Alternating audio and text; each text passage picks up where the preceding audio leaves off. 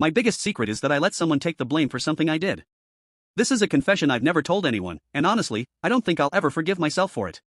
When I was in high school, I had a best friend named Ryan. We did everything together and were practically brothers. Everyone trusted him because he was one of the nicest people in school. The problem was that I wasn't. I wasn't a bad person, but I was reckless and constantly made stupid decisions. One afternoon, a few of us were hanging out after school when we decided to sneak into a storage building near the gym.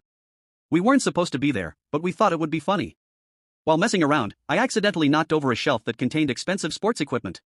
The entire thing crashed to the floor, breaking several items.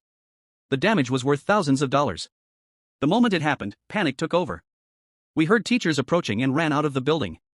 Unfortunately, a security camera had captured one of us entering. The next day, the principal called Ryan into the office because he was the only person clearly visible in the footage. I remember sitting in class knowing exactly what had happened.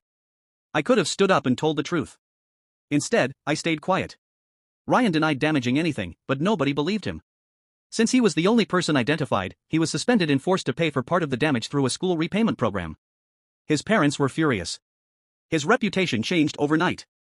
Some people thought he was lying, while others assumed he had become a troublemaker. The worst part was that Ryan never blamed me. Even after everything happened, he continued treating me like a friend. Every time he talked to me, the guilt got worse. I wanted to confess, but the longer I waited, the harder it became. Eventually, Ryan's family moved away. We lost contact, and life continued. I graduated, got a job, and built a career. From the outside, everything looked fine. But every time I thought about high school, I remembered what I had done. 10 years later, I attended a school reunion. While talking to old classmates, someone mentioned Ryan. Apparently, the suspension had affected him more than anyone realized. He lost a scholarship opportunity because of the incident and had struggled for years afterward.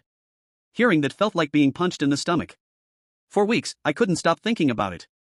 Finally, I searched for him online and found his contact information. I spent hours writing a message before deleting it. Then writing it again. Eventually, I sent the truth. I admitted everything. I told him I was responsible for the damage. I told him I had let him take the blame because I was scared. I told him I was sorry. To my surprise, he replied the next day.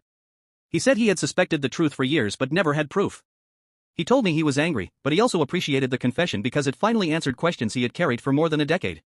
Then he wrote something that made me feel even worse. He said the hardest part wasn't the punishment. It was believing that his best friend never cared enough to tell the truth. I sat staring at that message for a long time because he was right. People always talk about mistakes as if they disappear with time, but some don't. Some follow you for years, quietly reminding you of the person you used to be. Ryan eventually forgave me, but I still haven't completely forgiven myself. That's my confession, and it's something I've carried for most of my adult life.